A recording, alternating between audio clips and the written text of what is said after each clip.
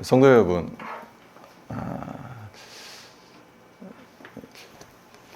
이런 질문을 한번 드려보겠습니다. 하나님께 복을 받는 사람과 하나님의 진노를 받는 사람의 차이는 무엇이겠습니까? 이 세상에 복이 아닌 하나님의 진노를 받기 원하는 사람이 과연 있겠습니까? 그런 사람은 한 사람도 없을 겁니다. 모두 다 복을 받고 싶어 할 겁니다. 하나님의 진노를 받기를 원하는 사람은 없습니다. 하지만 성경을 읽다 보면 하나님 앞에 똑같이 섰는데도 어떤 사람은 복을 받고 또 어떤 사람은 심판을 받는다는 것을 어렵지 않게 발견할 수 있습니다. 오늘 본문 말씀인 사무엘하 6장 6절로 12절 상반절에 등장하는 두 사람, 웃사와 오베데돔이 그 대표적인 예입니다. 6절부터 8절까지는 웃사에 관한 이야기죠. 웃사가 하나님의 언약궤에 손을 댔다가 그 자리에서 즉사했다.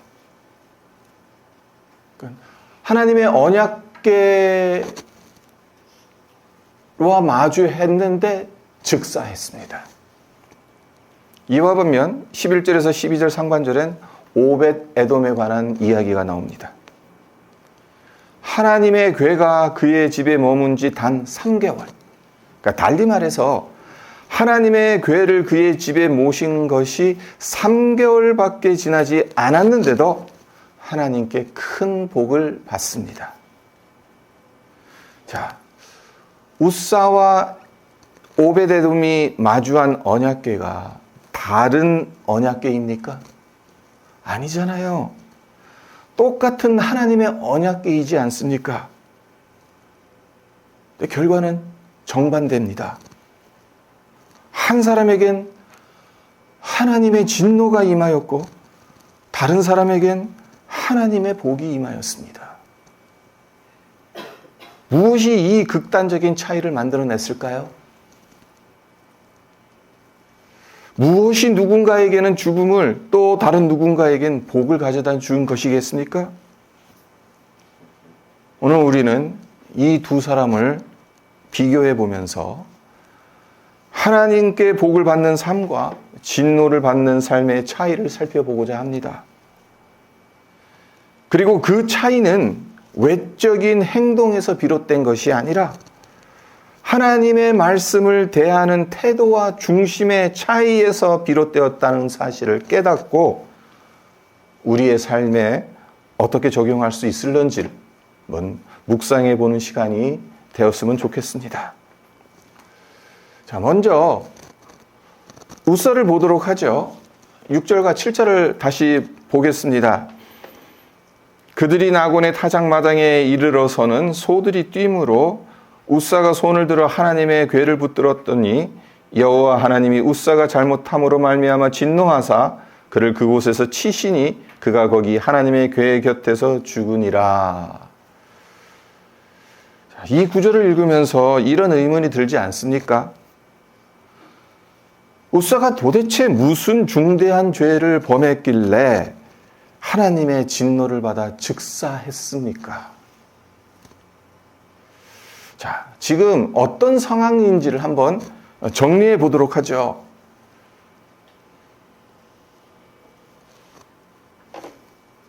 하나님의 궤가 이제까지 어디 있었습니까? 그 전 구절들을 읽어보면 아비나답의 집에 있었습니다. 20년 동안 아비나답의 집에 있었습니다. 네. 엘리 시대에 이 여호와의 궤가 블레셋 사람들에게 빼앗기게 되죠. 그래서 다시 돌아왔어요. 다시 돌아오고 나서 아비나답의 집에서 20년을 거기 있었습니다. 근데 다윗이 이제 이 언약궤를 예루살렘 성 안으로 모셔오기를 원했던 거예요. 그래서 3만 명의 사람들을 동원해서 이제 아비나답의 집으로 가서 이 언약궤를 옮겨오려고 한 거죠. 근데 이 언약궤를 예루살렘으로 옮기는 과정에서 이제 나곤 사람의 타작 마당에 이르렀을 때 무슨 일이 일어납니까? 소들이 무슨 이유인지 모르겠지만 갑자기 날뛰기 시작하는 거예요. 소들이 갑자기 날뛰니까 어떻게 되겠습니까? 수레가 심하게 흔들렸겠죠. 그리고 그 충격으로 언약궤가 수레 밖으로 떨어질 수도 있는 거잖아요. 자, 여러분이라면 이런 상황에서 어떻게 하시겠습니까? 언약궤가 수레에서 떨어져서 부서지는 것을 지켜만 보고 계시겠습니까? 언약궤가 부서지면 그 책임을 그 옆에 있던 내가 질 수도 있는데 아무 조치를 취하지 않을 자신이 있습니까? 설령 이런 이유가 아니더라도 언약궤가 떨어지는 것을 보면 그냥 반사적으로 본능적으로 언약궤를 붙들려고 하지 않겠습니까? 그렇게 하는 것이 당연하고 자연스러운 행동이겠죠. 세상의 관점으로 보면 웃사가 한 행위는 칭찬받아야 하는 행위입니다. 왜 그렇습니까? 그가 할 수 있는 최선을 다해 언약궤를 보호하려고 했던 겁니다. 그러니까 그에게 상을 줘야지 벌을 줘서는 안 됩니다. 하지만 하나님은 그렇게 하지 않으셨죠? 웃사의 이런 행위를 하나님은 크게 진노하셨고 그를 치십니다. 하나님께서 왜 이렇게 하시는 것이겠습니까? 이것이 도대체 얼마나 중대한 죄였길래 그를 죽이시기까지 하셨겠습니까? 이를 이해하기 위해선 언약궤를 옮길 때 적용되는 율법의 규정들을 살펴볼 필요가 있습니다. 자, 민수기 4장 15절로 한번 가보세요. 민수기 4장 15절에 제가 읽어드립니다. 진이 행진할 때에 아론과 그의 아들들이 성소와 성소의 모든 기구 덮는 일을 마치거든 고핫 자손이 와서 맬 것이니라. 그러나 성물은 만지지 말라. 그들이 죽으리라. 자, 이 구절에 따르면 성소와 성소의 모든 기구는 누가 옮길 수 있습니까? 고핫 자손이죠. 성소와 성소의 모든 기구를 덮는 것은 아론과 그의 아들들, 달리 말해서 제사장들이 해야 하는 일입니다. 하지만 옮기는 것은 제사장이 하는 게 아니에요. 고핫 자손이 하는 거예요. 근데 여기서 중요한 점이 있습니다. 지켜야 할 규정이 있다는 겁니다. 하나는 성물은 반드시 어깨에 메고 옮겨야 한다는 겁니다. 그리고 다른 하나는 성물을 절대로 만져서는 안 된다는 겁니다. 그러니까 언약궤 역시 성소의 기구이니까 이 규정대로 해야겠죠. 언약궤를 고핫 자손의 어깨에 메고 이동해야 하는 겁니다. 그리고 옮기는 과정에서 절대로 만져서는 안 됩니다. 자, 언약궤를 옮기는 과정에서 뭐가 잘못되었는지, 그리고 웃사가 무엇을 잘못했는지 이제 아시겠죠? 첫째, 웃사는 언약궤를 옮길 자격이 없는 사람입니다. 언약궤를 옮겨서는 안 되는 사람입니다. 민수기 말씀에 따르자면. 왜 그렇습니까? 자, 본문 말씀 앞달락인 3절 한번 보죠. 그들이 하나님의 궤를 새 수레에 싣고 산에 있는 아비나답의 집에서 나오는데 아비나답의 아들 웃사와 아효가 그 새 수레를 모니라라고 되어 있어요. 그러니까 웃사를 아비나답의 아들로 소개하고 있습니다. 근데 아비나답은 과연 어느 족속에 속한 사람일까요? 성경학자들 추정에 의하면 유다 지파에 속한 사람입니다. 한마디로 아비나답과 우사는 고핫 자손이 아닌 겁니다. 그러니까 우사가 언약궤를 옮긴 것은 고핫 자손만이 언약궤를 옮길 수 있다는 규정을 어긴 겁니다. 자, 그리고 두 번째로 어긴 규정은 무엇입니까? 언약궤를 어깨에 메고 옮기라고 했죠. 하지만 어떻게 옮겼습니까? 새 수레에 언약궤를 실었죠. 그리고 그것을 소가 몰게끔 했죠. 왜 이 방법을 썼을까요? 궁금하시죠? 블레셋 사람들이 이 언약궤를 이스라엘로 다시 돌려보냈을 때 어떻게 돌려보냈습니까? 암소 2마리에다가 수레를 만들어서 거기다 언약궤를 싣고 어디로 가는지 한번 보자. 똑바로 이스라엘을 향해서 가면 이것은 하나님이 살아계신 거고, 그렇지 않으면 그냥 우연이다. 우리에게 임했던 그 독종이나 여러 가지 전염병이나 이런 것들, 그렇게 했어요. 근데 젖을 떼지도 않은 암소 2마리가 울면서 똑바로 이스라엘로 가죠. 근데 그것을 이스라엘 사람들이 봤을 거 아닙니까? 언약궤를 수레에 실어서 소가 와도 아무 문제 없네? 그러니까 이때도 그것을 생각하면서 한 거예요. 블레셋 사람들이 그렇게 했는데 아무 문제 없었으니까 우리도 그렇게 어깨에 메고 가는 게 얼마나 힘들겠습니까? 네 사람이 하는 거거든요. 앞에 두 사람, 뒤에 두 사람 이렇게 해서 딱 언약궤를 이렇게 어깨에 이렇게 메고. 근데 수레에다가 싣고 가면 훨씬 편하잖아요. 그래서 이 방법을 쓴 겁니다.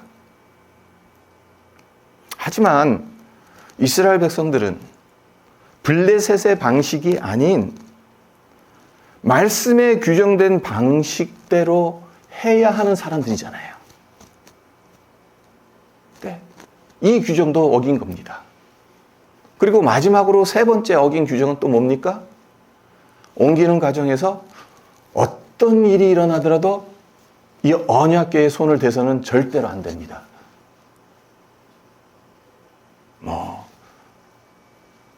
정말 무슨 일이 일어나도 만져서는 안 돼요. 고핫 자손이라 할지라도 성물은 만지지 말라. 만지는 날엔 죽을 것이라고 하나님께서 분명히 경고하셨습니다.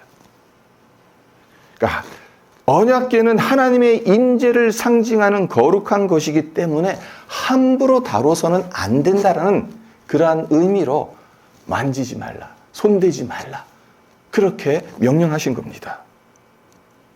언약궤에 손을 대는 행위는 하나님의 거룩하심을 가볍게 여기는 것으로 간주되는 겁니다. 그런데 고핫 자손이 아닌 사람이 언약궤를 어깨에 매지도 않았고 수레에 실어서 운반하였어요. 그리고 결정적으로 그 언약궤에 손을 댔어요. 하나님께서 진노하시는 겁니다. 우사를 치신 겁니다. 네, 우사 입장으로 억울할 수도 있어요. 그가 악한 의도를 가지고 하나님의 궤를 옮기려 하진 않았을 겁니다. 무슨 이득을 챙기려고 한 것도 아닐 겁니다. 궤가 땅에 떨어질까 봐 급한 마음에 손을 뻗었을 뿐입니다. 그러나 문제는 율법의 규정대로 하지 않았다는 거죠. 하나님께서 정하신 지침을 가볍게 여겼다라는 것이 문제입니다. 하나님이 정하신 방식이 아니라 자기 방식으로 행동했다는 것이 문제인 거죠. 급하다는 이유로 그가 판단한 것이 옳다는 그 생각 때문에 그렇게 한 겁니다. 하나님의 말씀보다 자신의 판단이 앞섰던 것, 그것이 문제였습니다. 이 점을 우리는 중요하게 여겨야 합니다.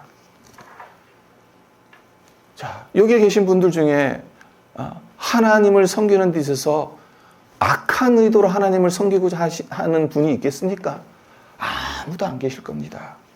모두 다 좋은 마음으로, 선한 의도로 주님의 몸된 교회와 하나님을 섬기고 싶어 합니다. 근데 왜 문제가 일어나는 겁니까? 나는 선한 의도로, 좋은 뜻으로 주님의 몸된 교회를 섬기고자 했는데 그것 때문에 오히려 누군가가 시험에 들고 교회가 어려움에 빠지고, 왜 그런 일들이 일어나는 겁니까? 그러니까 선한 의도보다 더 중요한 것이 있다는 겁니다. 그것은 하나님께서 정하신 방법대로 해야 한다는 겁니다. 아무리 우리에게 선한 의도가 있다 하더라도 그것이 하나님의 뜻에 합당한가, 하나님의 방법에 부합하는가, 그것을 항상 우리는 체크해야 돼요.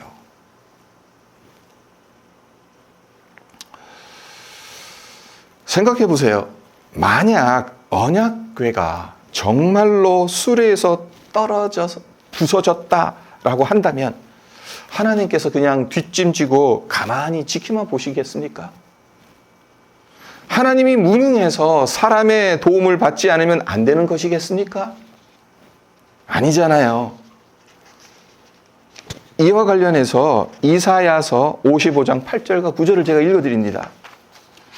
이는 내 생각이 너희의 생각과 다르며 내 길은 너희의 길과 다름이니라. 여호와의 말씀이니라. 이는 하늘이 땅보다 높음 같이 내 길은 너희의 길보다 높으며 내 생각은 너희의 생각보다 높음이니라. 하나님의 생각은 우리의 생각과 달라요. 어느 정도로 다릅니까? 하늘과 땅만큼 다릅니다. 우리는 눈앞에 보이는 것, 지금 당장 필요한 것, 내가 판단하기에 좋은 것만을 생각하지만 하나님은 더 멀리, 더 높이, 더 깊이, 더 정확하게 보시고 판단하십니다. 그렇기 때문에 때론 이해되지 않고 내 생각과 다르더라도 하나님의 말씀을 신뢰하고 순종하는 것이 믿음이고 지혜입니다. 그 반대로 하나님의 말씀을 신뢰하지 않고 내 생각대로 하면 그것은 교만이고 불순종인 겁니다. 그리고 이 불순종은 우리 눈엔 작은 것처럼 보여도 하나님의 눈엔 결코 가볍게 보이지 않는 겁니다. 선한 의도로 했을지라도 하나님의 말씀을 따르지 않는 것이라면 웃사처럼 복이 아닌 진노를 받을 수 있다는 사실입니다. 자, 그렇다면 이제 오벳 에돔에게 우리의 시선을 돌려보도록 하겠습니다. 자, 11절과 12절 상반절을 다시 보겠습니다. 여호와의 궤가 가드 사람 오벳 에돔의 집에 석 달을 있었는데 여호와께서 오벳 에돔과 그의 온 집에 복을 주시니라. 어떤 사람이 다윗 왕에게 아뢰어 이르되 여호와께서 하나님의 궤로 말미암아 오벳 에돔의 집과 그의 모든 소유에 복을 주셨다 한지라. 그가 얼마나 많은 복을 받았는지 사무엘 기자는 이렇게 말하죠. 오벳 에돔과 그의 집에 사는 사람들, 그리고 그가 소유한 모든 것, 손을 대는 것마다 다 복을 받았다.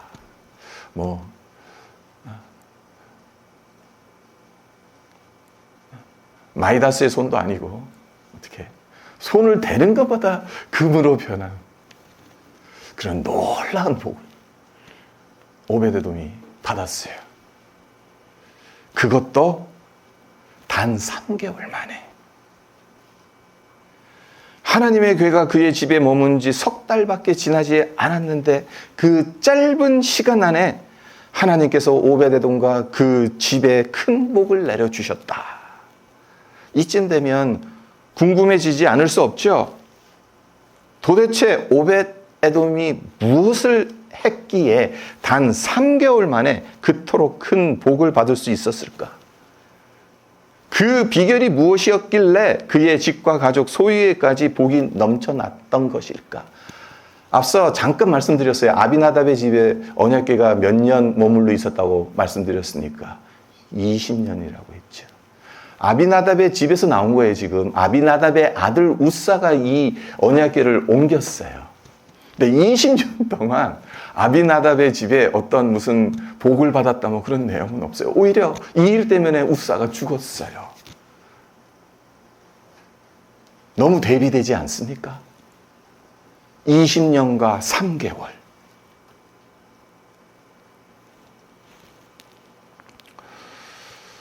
자, 첫 번째로 생각할 점은 오벳 에돔의 반응이 그곳에 있던 사람들과는 달랐다라는 사실입니다.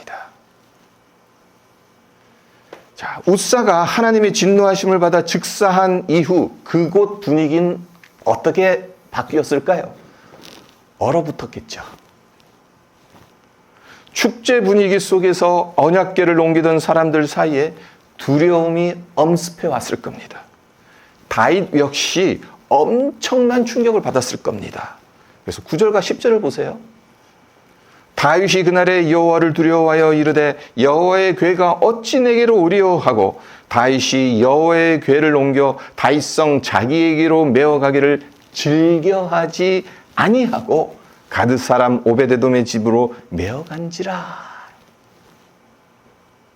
그러니까 다윗은 하나님의 궤를 예루살렘까지 어떻게 옮겨갈지 아무리 생각해도 두렵기만 한 겁니다.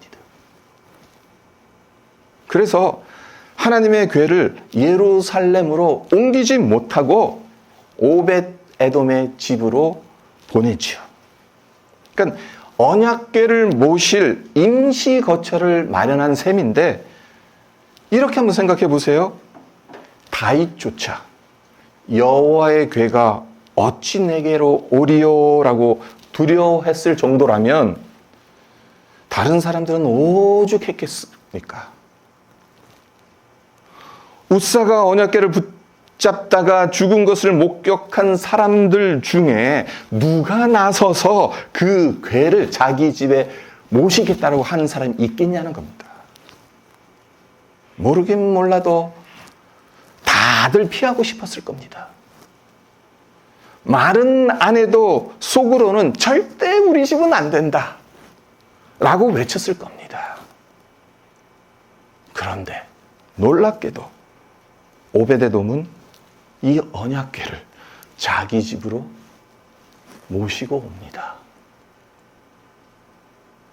다윗조차 어떻게 할 줄 몰랐던 예루살렘으로 옮길 수 없다는 사실을 알고 난 후에 이것을 어떻게 해야 될지 다윗이 두려워하고 모든 사람들이 얼어붙어 있는 그 상황에서 오벳 에돔만 이 언약궤를 나의 집으로 옮겨오는 것을 허락한 거죠. 이것이 오벳 에돔이 복을 받은 비결입니다. 오벳 에돔이라고 두렵지 않았겠습니까? 혹시 나도 우사처럼 죽게 되지는 않을까? 하나님의 궤를 잘못 모시면 내 집에 무슨 일이 일어나는 것은 아닐까?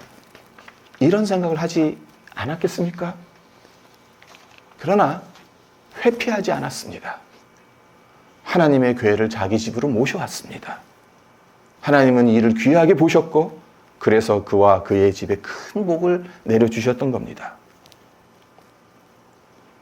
그리고 오베데돔이 복을 받을 수 있었던 비결 하나가 더 있습니다.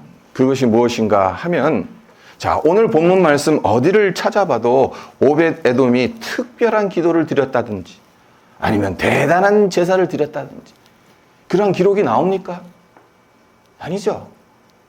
그런 기록이 안 나옵니다. 그런데도 하나님께서 그의 집과 그가 소유한 모든 곳에 복을 쏟아부어 주셨다. 그러니까 자연스럽게 우사와 명백한 대비를 이루는 겁니다.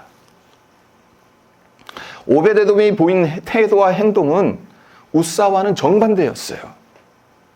하나님의 명령을 가볍게 여기고 자기 방식으로 하나님의 궤를 대한 우사와는 달리 오베데돔은 하나님의 방식대로 언약궤를 대했다는 겁니다. 어떻게 이렇게 말할 수 있는 것이겠습니까? 어떤 근거로 오베데돔이 하나님의 말씀대로 언약궤를 모셨다라고 볼 수 있냐는 겁니다. 만약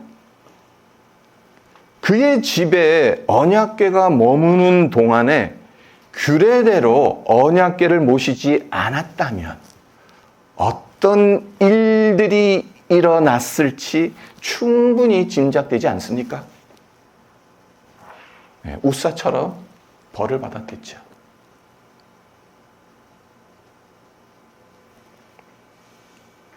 하지만 3개월 동안 그런 일은 일어나지 않았습니다.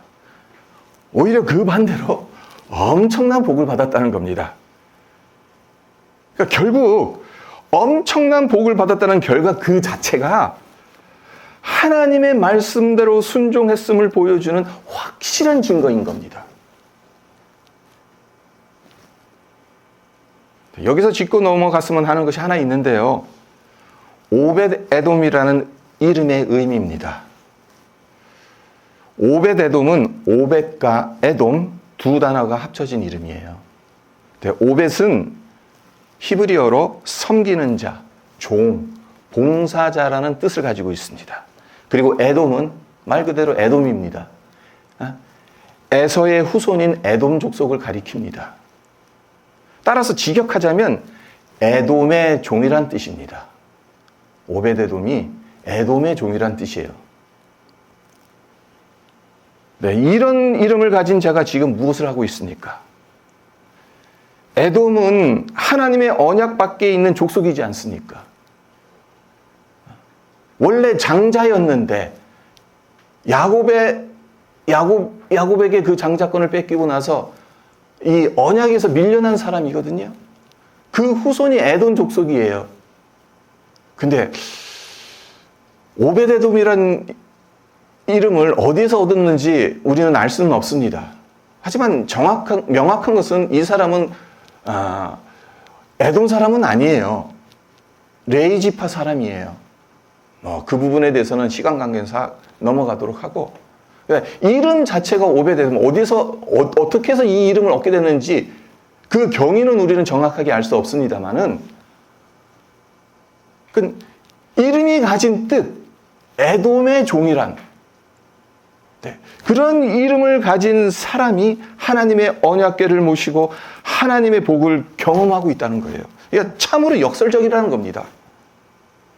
하나님을 섬기고 경외하는 자는 누구든지 하나님께서 귀하게 여기신다는 것을 상징적으로 이 이름이 보여주고 있다는 겁니다.